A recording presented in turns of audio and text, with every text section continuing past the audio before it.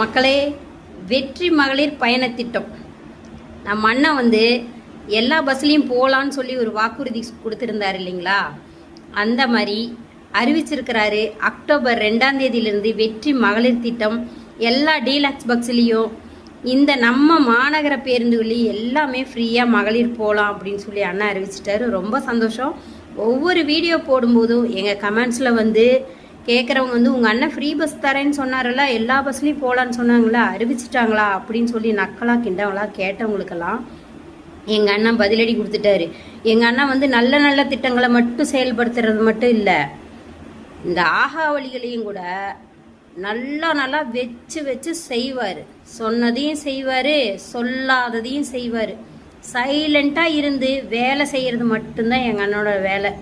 அனாவசியமாக யாரையும் பேசுகிற வேலை கிடையாது. சைலண்ட்டாக வச்சு செஞ்சுட்டு போயிட்டே இருப்பார்.